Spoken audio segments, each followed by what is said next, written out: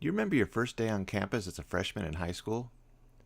A few months ago, you were an 8th grader living at the top of the middle school food chain. You and your 8th grader friends were like lions dominating the 6th and 7th graders. Now you are a freshman, and you are starting all over at the bottom of the food chain. You're no longer a lion. The 12th graders were the lions. Now you are more like a newborn gazelle, just learning how to walk. As a freshman, you learn to keep your head down and stay out of the way. Your freshman year is an important year because it teaches you a lot about how the world works. High school teaches you to pay attention to the food chain and to figure out where you fit in, because there are different rules that apply depending on where you fit in. If you fit in at the top, you're a lion. You get the best options. Lions get to eat first. They get the biggest and the best portions. If you're strong, you just take what you want. If you fit in at the bottom, if you're a gazelle, you worry more about just surviving. Gazelles are vulnerable. Every day is kind of scary. If you went to high school in the United States, I'm sure you can remember situations where a freshman gazelle became a meal for a 12th grade lion because the freshman was in the wrong place or did the wrong thing. Sometimes it's pretty funny. Sometimes it's pretty brutal. Freshman year can be an interesting year. My freshman year of high school was different. I never had to be a freshman gazelle. I spent most of 8th grade and my entire freshman year of high school living in a place called Ife, Nigeria, in West Africa. My parents, because they really wanted to see the world, moved the family to Africa. My parents tried to find a way for me and my brother to continue our education there, but nothing worked. We went to St. John's Grammar School in Ife for a couple of weeks. We tried correspondence courses, study by mail, for a couple of months. But ultimately, my parents decided we'd learn enough just by living in Nigeria. So they bought us both Kawasaki motorcycles and set us free. My brother and I used those Kawasaki motorcycles to explore the university campus. The University of Ife was a huge campus, filled with lush tropical vegetation. Everything flourishes in that area. All kinds of tropical fruit, all kinds of snakes and lizards and bugs, and all kinds of tropical diseases, especially malaria, which you're pretty much guaranteed to get at some point if you live there long enough. When I say the campus was huge, I mean it covered a very large area. There were actually more than a dozen villages on the campus property that you couldn't get to by road. These villages were all connected by trails through the bush that were just perfect for exploring by motorcycle. I also spent time exploring the university zoo. I think I like going to the zoo because there was no admission fee, or at least I don't remember ever paying to get in. I've always been fascinated with animals, with wildlife, so free time and a free zoo went together nicely. I was especially fond of hanging out at the zoo's lion enclosure. I think all the big game are fascinating, elephants, gorillas, but especially lions. The lion is known as the king of beasts. If you spend any time observing lions like I have, you'll understand why they're called that. There's something royal about lions, something regal. They just have a royal presence, even when they're penned up in a zoo. I remember being there several times when the lion roared. They say a lion's roar can be heard from over 5 miles away. Let me tell you, hearing a lion roar up close is amazing. Very different than what you get in the movies or on TV. There's a very tangible, physical quality that goes right through you when you're up close. Lions are apex predators. They live at the top of the food chain. What makes a lion so dominant? There isn't one particular trait that makes a lion dominant. Lions are not the biggest, the strongest, the fastest, the smartest, the most numerous. But lions use their combination of strengths strategically in order to dominate. The combination of size, strength, speed, and intelligence allows them to be dominant. And lions don't just live anywhere. They live where their strengths are the most appropriate. They find a place that suits their strengths the best. They avoid places where their strengths are less pronounced. Even lions can't be dominant everywhere. They intuitively live in niches where their strengths make them dominant. In a very real sense, the online marketplace is also a food chain. There's a pecking order in the marketplace. There are strong players. They get to eat first. They get the biggest and the best of things. They pick their spots and they do what they want. The weak live on what's left over. They try to get by on scraps. They're just trying to survive. Do you know where you fit in? Where do you fall in the marketplace food chain? In the marketplace, you have the ability to choose your role. In the wild, out on the savannah, you're born into a role. If your parents were gazelles, you better plan on living like a gazelle. If your parents were lions, you get to start out on top. It's different in the marketplace. You have options. You can evolve. Gazelles can become lions. Lions can become gazelles. If you're paying attention, you can see this happening all the time in the marketplace. Businesses are constantly evolving. In the marketplace, there is a default starting role, and it's not a lion. The lion role must be earned. The default starting role in the marketplace is the gazelle. The starting role is a position of weakness. Now, there's no shame in being a gazelle. Many great lions started out as gazelles. The point is, you don't have to stay a gazelle. In fact, it's very dangerous to try and just stay a gazelle. So what is the process of becoming a lion in the marketplace? Where do you start becoming a lion? First, you recognize that your starting point is not a determining factor. Sometimes we start by listing all the reasons why we can't ever become a lion. You start becoming a lion by believing that it doesn't matter how little you have going for you right now, you can do it. Just accept that you're a weak gazelle and commit to the process of evolving. If you study businesses that have evolved into lions, it quickly becomes clear that resources have only a minimal impact. It may take a bit more time. What you start out with does not determine your role in the marketplace. Starting out under-resourced is difficult, but it doesn't mean you can't become a lion. The primary contributing factor in your evolution is your creativity. What you do with what you have. How well you use the resources you do have. How strategically you use your strengths to carve out a niche where you can be dominant. Creativity is necessary to recognize and seize your ideal niche, the place where your strengths are at their best, the place where you can serve your customers better than anyone else can. In becoming a lion in the marketplace, a lack of creativity is much more limiting than a lack of resources. Resources without creativity will most likely fail eventually. Creativity without resources can eventually figure out how to succeed, how to dominate. The marketplace is filled with stories of gazelles that became lions. There's even a common historical path that businesses have taken to become lions in the marketplace, a simple progression that has occurred countless times. Many of these businesses started out in very humble circumstances. They start out in the gazelle role, weak and vulnerable. These businesses were way under-resourced. They had all kinds of reasons why they couldn't become lions. From this point, the business tuned in to a need that customers had. They seized an opportunity in the marketplace. They recognize a niche in which they could become strong. The business figures out how to make it easier for their customers to get what they want. They solve problems for their customers. They give customers a better option. As the business continues to serve their target customers, the business pays attention to shifts in the marketplace, looking for ways to improve the customer experience, to adapt to the changing needs of their customers. Ultimately, the business's superior customer experience lifts them up to a position of market dominance. They're no longer gazelles, they're now lions. They now dominate their market niche.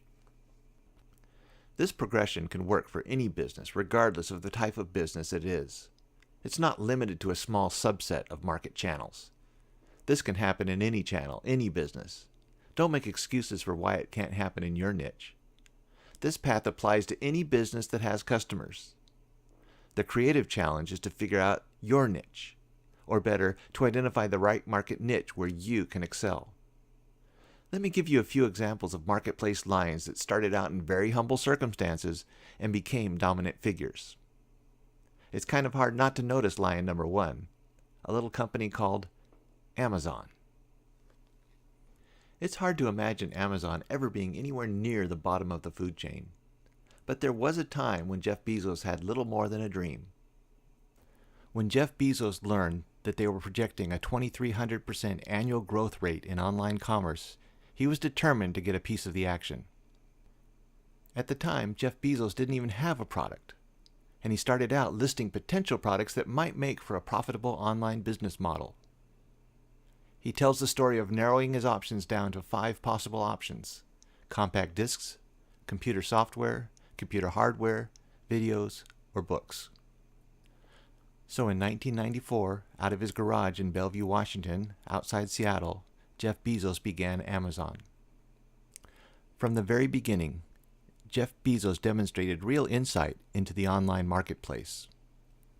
Customers would be traveling on a new road in uncharted territory where there were no roads, no signposts. The online marketplace was a frontier filled with dangers, filled with mystery. There was so much unknown. Online customers would need trusted guides. They would need help if they were going to survive, if they were going to get where they wanted to go. Amazon's strategy was to do everything it could to make it easier for the customer to get what they wanted. If you're an early market leader, you get to define the customer experience. You get to set customer expectations. Amazon took advantage of that opportunity and became an advocate for customers. Amazon pursued a strategy in which value to the customer came first, whereas profit for the company came second. This strategy was validated by actions, not just slogans or mission statements. Customers could see it in action. Having a strategy of prioritizing the customer experience doesn't mean that Amazon knew exactly what it was going to do. The online shopping environment was changing. Looking back on it now, I can recognize many ways Amazon removed negative factors from the online shopping experience. Amazon recognized that online shoppers were afraid of many things. Here are some of the barriers removed by Amazon. Fear of online financial transactions, fear of getting ripped off, fear of getting the wrong thing, fear of paying too much, fear of poor service, fear of shipping charges, fear of shipping delays. Each of these fears was addressed by Amazon, and largely they've been removed. It's hard to imagine a more dominant business than Amazon. By following this strategy of prioritizing the customer experience, Amazon has risen to dominance. Amazon has become the easiest place to buy things. Over time, customers have learned to trust Amazon. They believe that Amazon is their advocate in the marketplace. Amazon was the largest online retailer for a long time before it even showed a profit. In fact, its first profits came in the fourth quarter of 2001, where they showed a profit of $5 million on over $1 billion in sales. The customer came first, profits came second. It's clear now that customers have become comfortable with the online buying experience. Amazon has helped them be successful. Amazon has provided a very satisfying buying experience. Amazon now has the lion's share of the marketplace. In 2016, 1 out of every 3 online sales in the United States was through Amazon. It's projected by 2021 that 1 out of 2 online sales will be with Amazon. This path to marketplace dominance is not just a recent thing. You can find examples throughout our history of companies learning to meet customer needs in new ways and becoming lions in the marketplace. Personally, I find the example of Sears to be a very interesting story, beginning way back in the late 1800s. At one time, the Sears catalog was an integral part of American culture, much like the family Bible. In many ways, the Sears catalog was the Amazon.com of its day. Richard Sears was raised in rural Minnesota by a family that had once been quite prosperous, but had since fallen on much leaner times. As a young man, Sears worked as a railroad station agent and dreamed of making his fortune in the marketplace. His opportunity came in the form of a common scam being run by a watch manufacturer. The scam was an unsolicited order of watches shipped to a local jeweler. The jeweler was then offered to keep the order for a discounted rate.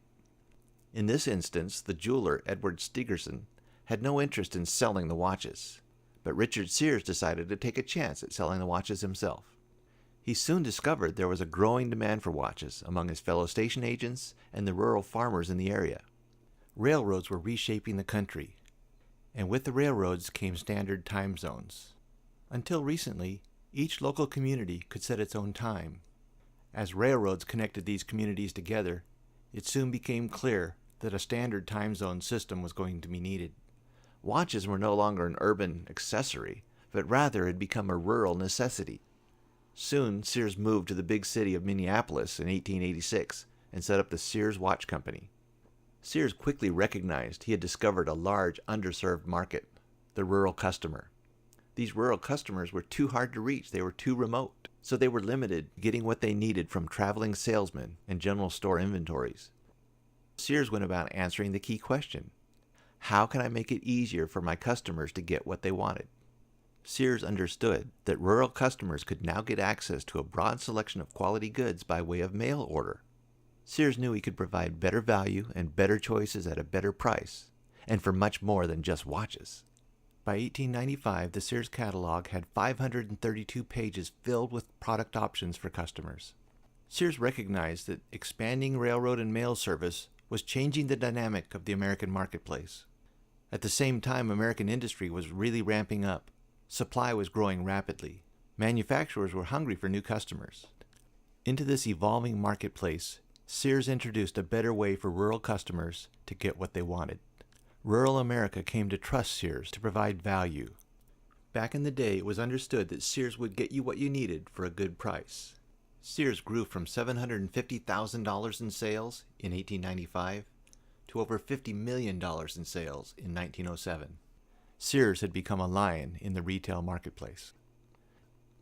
In the early 1900s, the country continued to evolve.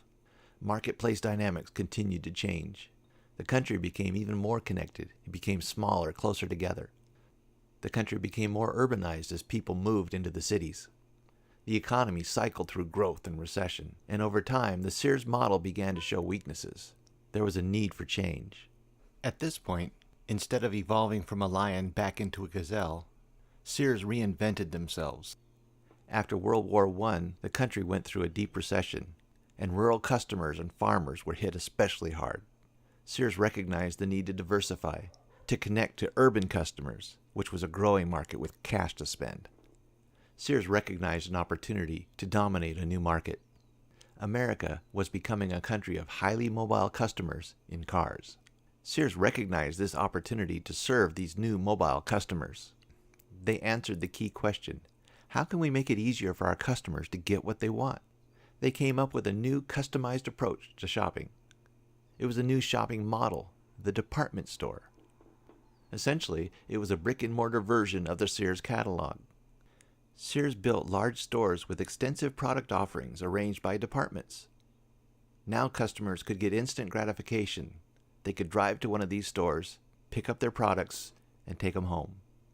Sears paid attention to the way automobiles were changing the marketplace. They put these department stores in strategic locations, out in urban areas, residential areas where the customers lived, and they provided easy access by car. They optimized the experience for mobile customers, and they provided free parking. They removed potentially negative barriers to the customer experience. These changes were highly successful. Sears rose to a new level of marketplace dominance. People loved the new model. They built their first department store in 1925, and by 1929 there were over 300 department stores in the country. Sears became the nation's largest retailer until 1991, when they were displaced by Walmart. The Sears story doesn't end there, but their dominance does. Once an innovative leader in the marketplace, Sears has lost focus on the customer experience. Customer needs and behaviors have continued to change, but Sears has failed to adjust to those changing needs. Companies need to stay committed to making it easier for customers to get what they want. Listening to Jeff Bezos these days gives me the impression that he stays up late at night worrying that Amazon's focus might slip and they might fall from their lofty position. As dominant as Amazon is today, Bezos is obsessed with putting the needs of his customers first before anything else.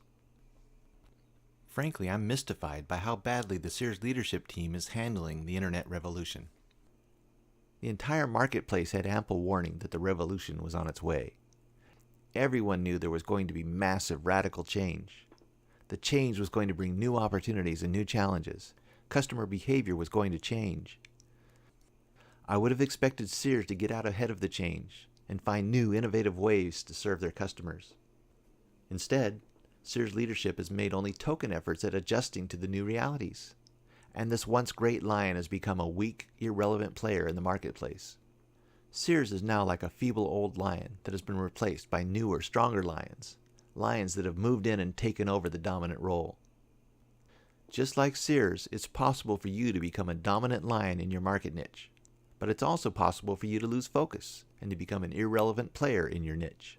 The choice is up to you. Are you satisfied with your place in the food chain? Are you where you want to be? What if you knew you could grab a bigger piece of your market? Would you go for it? How would getting the lion's share of your market change the quality of your life? What would that be worth to you? What would it be like to be a lion in your niche? If you're living like a gazelle in the marketplace, it's because you're choosing to. If you're tired of living like a gazelle and think it's time to start living like a lion, I have good news for you. There's never been a better time to start living like a lion. Don't be afraid that the Amazon lions are out there already. In a very real sense, Amazon is your biggest ally. They've taught people that it's safe to go online and buy things. Consumers have gathered by their thousands, by their millions. Amazon has normalized online shopping. They've taught people to be comfortable buying things online. Customer buying behavior has changed. People are very eager to buy online. Because of Amazon, millions and millions of customers are ready, willing, and able to buy from you. Amazon is not your enemy. You don't need to go head-to-head with Amazon. You don't have to be better than Amazon at being Amazon. Your challenge is to find something that you can do better than Amazon. Some area where you can offer a better customer experience than Amazon or anyone else. Customers will buy for the best experience, the easiest way to get what they want. Whoever is offering the best customer experience. There's never been a better time to start living like a lion, and it's never been easier to become a lion. Today, the marketplace playing field has been leveled. You can compete with the lions. Nobody owns the marketplace. It's not a closed shop. Creativity matters more than resources. Focus on making it easier for your target customer to get what they want. Don't try and imitate existing lions. Find your own unique niche. Choose a playing field where you can win, and dominate that playing field by strategically matching your product offer to the right customer. It's clear that Starbucks is a lion in the coffee shop marketplace. Starbucks has helped coffee shops all across the country by normalizing a $5 cup of coffee. Starbucks does many things very well, and they are very profitable. But that doesn't mean there's not room for other companies to come in and be profitable as well. I spend a lot of my time working out of a little coffee shop called Bean Coffee Roasters in Temecula, California. This coffee shop has carved out a very profitable niche by focusing on doing things it can do better than Starbucks, and people are lining up to get in. Not only has there never been a better time to become a lion, or has it never been easier to become a lion, it's also never been more urgent. It's never been more important to become a lion. The online marketplace is where customers are going. Traditional shopping malls are becoming ghost towns. Customers expect to find you online. If you are struggling to be effective online, you are at a huge disadvantage today. The marketplace is not kind or fair. Remember, the strong thrive, the strong get stronger, the weak get eaten, the weak get weaker. And the marketplace is moving faster every day. The road to profitability is shorter than ever. Market share shifts very quickly. Low-hanging fruit is everywhere. The opportunity to be successful is right in front of you, but the road to financial ruin is also shorter than ever. Everything happens faster these days, good or bad. New lions can pop up right in your backyard and change everything overnight. A passive survival strategy is a poor strategy. Gazelles do not die from old age. In the animal kingdom, gazelles do not have a choice. But in the marketplace, you do have a choice. Now is the perfect time to become a lion in your market niche. The marketplace is wide open for new lions to rise up and dominate. But you must have a strategy. You must have a plan. Choose to pursue a strategy that prioritizes value to your customers, that makes it easier for them to get what they want, and you can get the lion's share of your market. Give your target the best customer experience, and they'll line up to buy your product or service. The choice is up to you.